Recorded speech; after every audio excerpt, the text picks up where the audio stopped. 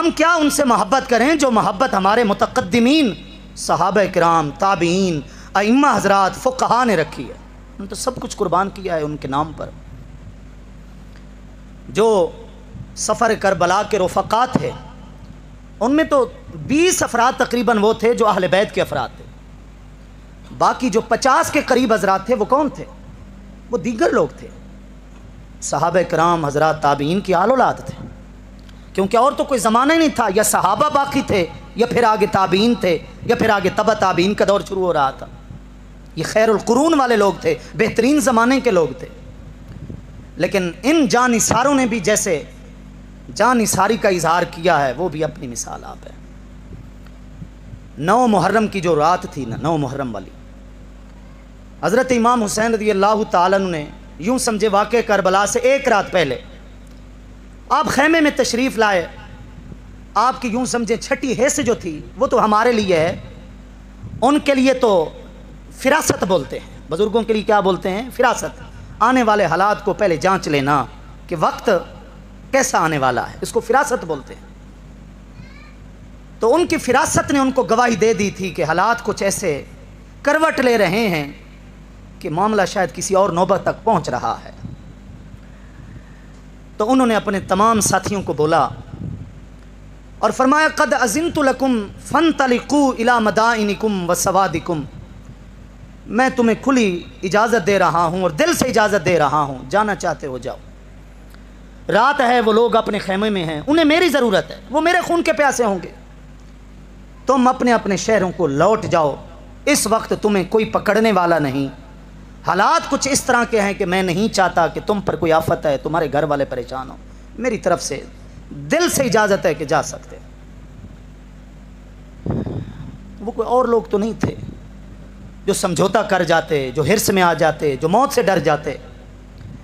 انہوں نے یک زبان ہو کر جواب دیا کہ قبح اللہ العیش بعدک، کہ آپ کے بغیر جو زندگی ہے وہ تو اللہ ہمیں زندگی نصیب ہی نہ کرے، آپ کو اس میدان میں چھوڑ کر ہم جا کر جئیں، ہم اس زندگی کو کیا کریں گے جو آپ کے بغیر وہاں پر گزرے گی۔ بل نفدیکا بانفسنا واہلینا، اے ہمارے نبی کے لخت جگر، اے ہمارے نبی کے نواسے، ہماری جانیں بھی حاضر ہیں، ہمارے بال بچے، ہمارے گھر والے بھی حاضر ہیں، اگر ہماری جانیں ہمارے نبی کے گھر والوں پر قربان نہ ہوئیں تو پھر ان جانوں کا کیا فائدہ ہے۔ یا رسول اللہ، محبت تو ان لوگوں نے کی تھی۔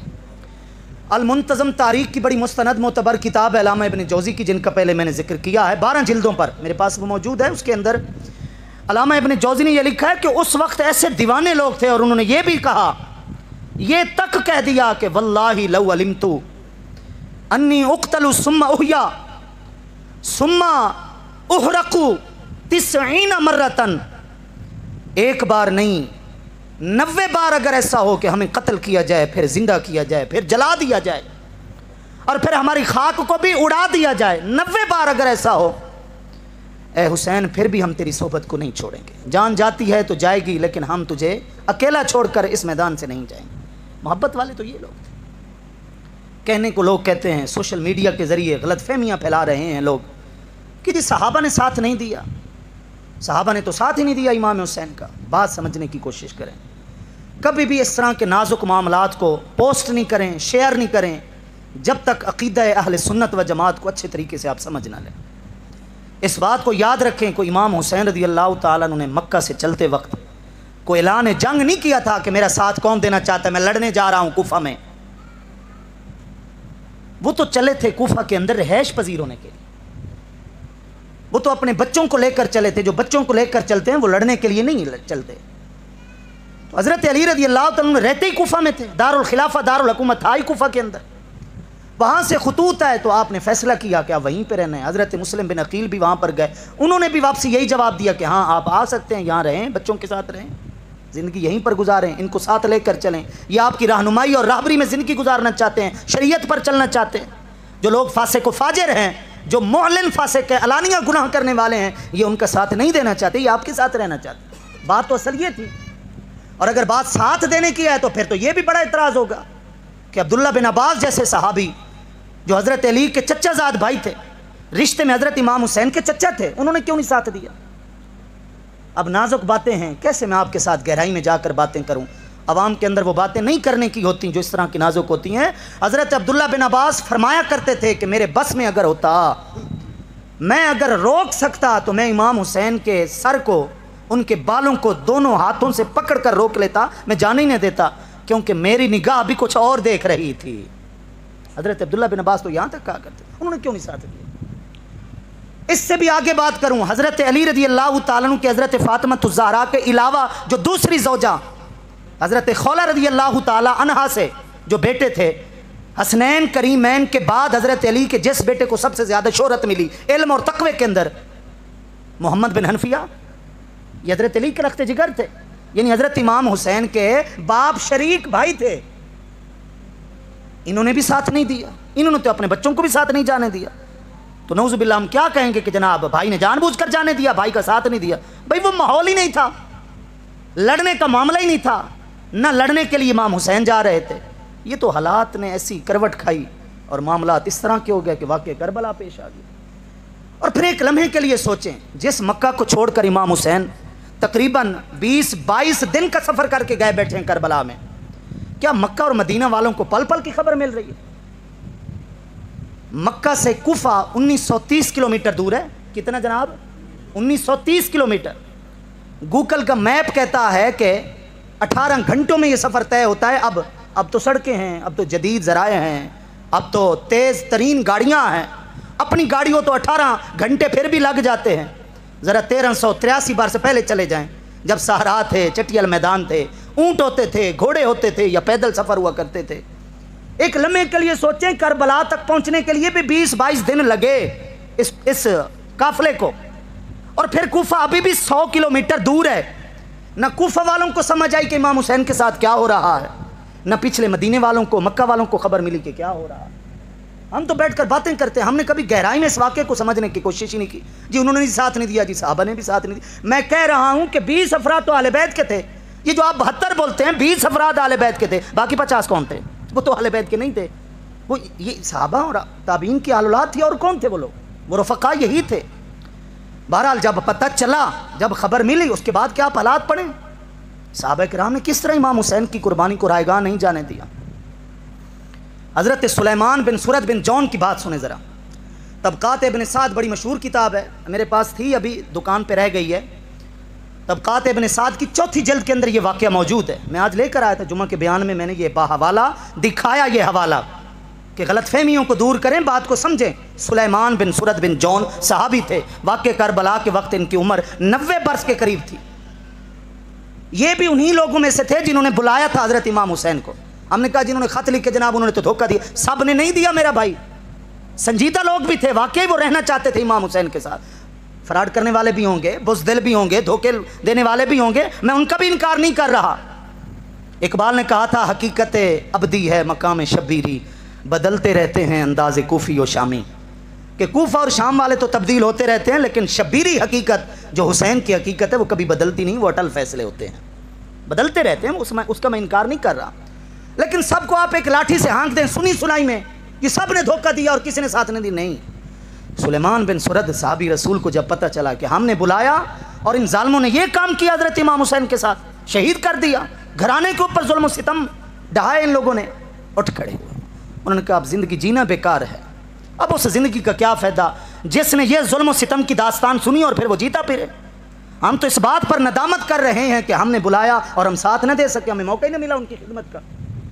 4000 افراد ان کے ساتھ تھے، 72 افراد قربان ہوئے سرزمین کربلا پر، اور میں کتنوں کی بات بتا رہا ہوں، 4000 افراد کھڑے ہوئے صحابی رسول کے ساتھ۔ انہوں نے کہا ہم آپ کے ساتھ ہیں، ہم یہ قربانی رائیگاں نہیں جانے دیں گے، ہم اب کچھ نہیں کر سکتے، تو پھر یہ زندگی کس کام کیا۔ انہوں نے اپنے گروہ کا نام بھی التوابین رکھا۔ گروہ کا نام کیا تھا؟ التوابین۔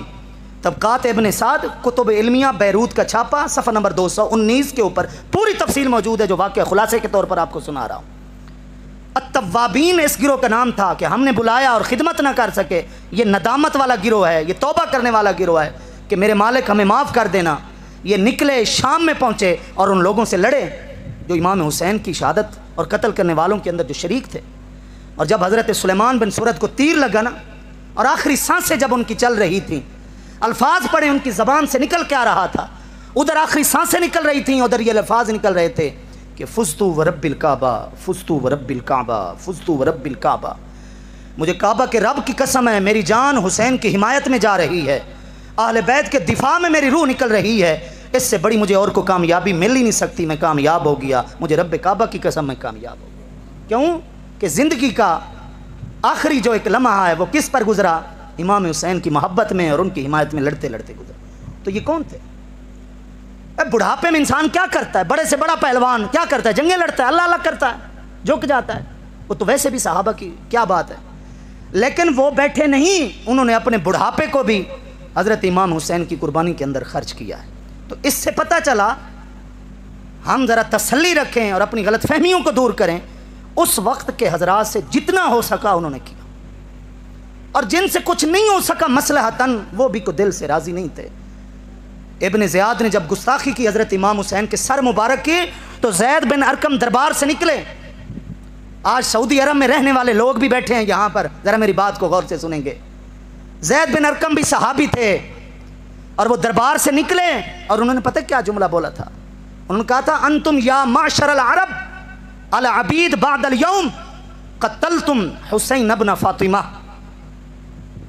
اے عرب والو، میں دیکھ رہا ہوں آج کے بعد غلامی تمہارا مقدر بن جائے گی، اور تم نے فاطمہ کے لخت جگر کو شہید کیا ہے، تم بھی اب عزت کی زندگی نہیں گزار سکے، تم بھی اب غلامی کی زندگی گزارو گے۔ اب کیا چل رہا ہے عرب کی سرزمینوں پر؟ وہ عرب کی سرزمین جہاں سے اسلام کا درخت اگا تھا، جس سرزمین پر عرب کا جھنڈا لہرایا گیا تھا اور اسلام کو وہاں سے نشر و اشاعت ملی تھی، اور آپ علیہ السلام نے اپنے آخری نبی ہونے کو سرزمین پر اعلان کیا تھا۔ آج کیا ان کی اپنی مرضیاں تھوڑی چل رہی ہیں، کوئی اور ہیں جو ان کے اوپر اپنی مرضیاں چلا رہے ہیں، سب جانتے ہیں اندر کی باتوں کو۔ وجہ یہی ہے زید بن ارقم کے الفاظ، آج ذرا ان کو سمجھے نا کہ عرب والے کون سی ایمان والی عزت والی زندگی گزار رہے ہیں۔ وہ اس تعیش کو، اس عیاشی کو اگر ایمان سمجھتے ہیں، یہ تو ایمان نہیں ہے۔ اگر ان کے اوپر آرڈر کسی اور کا چلتا ہے، ان کے آرڈر پر وہ سینماز کھولتے ہیں، ان کے آرڈر پر شراب خانے وہ کھول رہے ہیں، ان کے آرڈر پر نہ جانے کیا کچھ انہوں نے کر رکھا ہے کرونا کے نام پر، یہ تو ہمارے لیے لمحہ فکریہ ہے کہ یہ بات اس وقت سے چلی جو زید بن ارقم کہہ گئے تھے کہ آج کے بعد میں دیکھ رہا ہوں کہ تمہیں عزت والی وہ زندگی نصیب نہیں ہوگی کیونکہ تم نے حضور کے نواسے کو شہید کیا ہے۔ حضرت ابو عثمان نہدی رحمۃ اللہ تعالی علیہ کبار تابعین میں سے، بڑے تابعین میں سے، جن کے اپنے ہزاروں عقیدت مند محدث، جن سے حدیثیں لینے والے ہزاروں شاگرد، انہوں نے کوفہ ہی چھوڑ دیا تھا۔ شہادت کے بعد جب ان کو خبر ملی انہوں نے کوفہ ہی چھوڑ دیا۔ ان کا لا اسکن بلدا قتل فیہ ابن بنت رسول اللہ صلی اللہ علیہ وسلم، میں اس شہر میں رہنا گوارا ہی نہیں کرتا جس شہر میں میرے رسول کے لخت جگر کو قتل کر دیا گیا، ہم اس شہر میں رہنا پسند ہی نہیں کرتے۔ تو اور کیا ہو سکتا؟ ان حضرات نے ان سے جتنا کچھ ہو سکا انہوں نے کیا۔ باقی کچھ حالات اس طرح کے تھے کہ انسان مجبور ہو گئے، جیسے آج ہم مجبور ہو جاتے اپنے حق کے لیے لڑتے لڑتے، مثلاً پھر خاموش بھی ہونا پڑتا ہے۔ ان حالات کو بھی سمجھنے کی ضرورت ہے۔ بہرحال کہنے کی بات یہ ہے کہ بعد والے حالات گواہ ہیں کہ ان حضرات نے امام حسین کی قربانی سے بہت بڑا سبق لیا۔ امام حسین کے گھر سے جو بھی نکلا، اہل بیت کے گھر سے جو بھی کھڑا ہوا، حق کے لیے لڑا، محدثین نے ساتھ دی۔ امام محمد نفس زکیہ جو امام حسن کے پڑپوتے تھے، جب یہ حق کے لیے کھڑے ہوئے، امام مالک نے ان کے حق میں فتویٰ دیا، امام اعظم ابو حنیفہ نے ان کے حق میں فتویٰ دیا، بادشاہ منصور تھا، اس نے مدینہ کے گورنر جعفر بن سلیمان عباسی کو حکم دیا کہ امام مالک کو سزا دو کہ انہوں نے میرے خلاف کیوں فتویٰ دیا ہے، اور سزا ظالموں نے ایسے دی کہ امام الحرمین مسجد نبوی میں حدیث پڑھانے والے حضرت امام مالک رحمۃ اللہ تعالی ایسی سزا دی کہ یہ کندھے جسم سے نکل گئے، بازو شل ہو گئے، اتنا مارا انہوں نے۔ لیکن حضرت امام مالک کا صبر دیکھیں، وہ فرماتے تھے یہ جعفر بن سلیمان جو مدینہ کا گورنر ہے، یہ ہے عباسی، یہ ہے میرے نبی کے چچا کے خاندان سے۔ کیا؟ میرے نبی کے چچا کے خاندان سے۔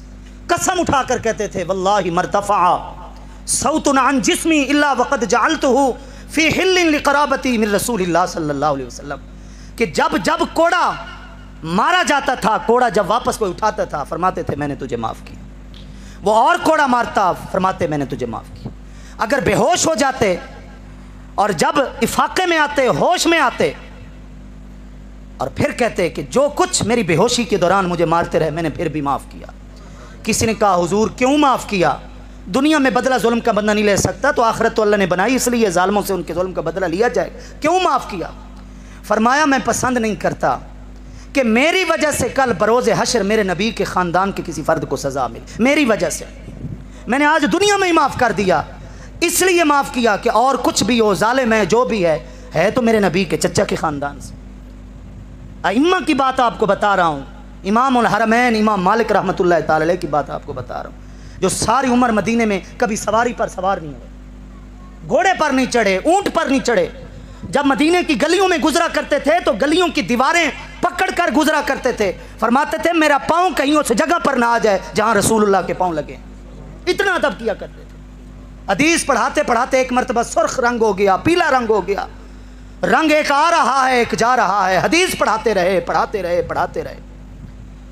اور جب حدیث پڑھا لی، چادر جب ہٹائی تو ٹانگ کے اوپر نہ جانے بچھو نے کتنے ڈنک لگائے ہوئے تھے۔ لوگوں نے کہا حضور حکم دیتے اس کو ہٹا دیتے۔ امام مالک رحمۃ اللہ علیہ نے فرمایا حضور کی حدیث کو روک لیتا، حضور کی حدیث کے ادب نے رکنے نہیں دیا، بچھو ڈنک مارتا رہا لیکن میری محبت نے ادب نے گوارا نہیں کیا کہ حضور کی حدیث کو روک دوں۔ یہ وہ لوگ تھے، امام مالک رحمۃ اللہ علیہ کی بات بتا رہا ہوں۔ ان لوگوں نے بھی اگر ساتھ دیا تو کن کا دیا؟ اہل بیت اطہار کا دیا۔ یہ باتیں بھول جائیں کہ اسلاف نے ساتھ نہیں دیا اہل بیت کا، کو ہم 15ویں صدی ہجری والے کو زیادہ چاہنے والے نہیں ہیں، محرم کے اندر ایک پوسٹ شیئر کر دی تو شاید ہم نے سمجھا کہ ہم زیادہ چہیتے محبت والے ہو گئے۔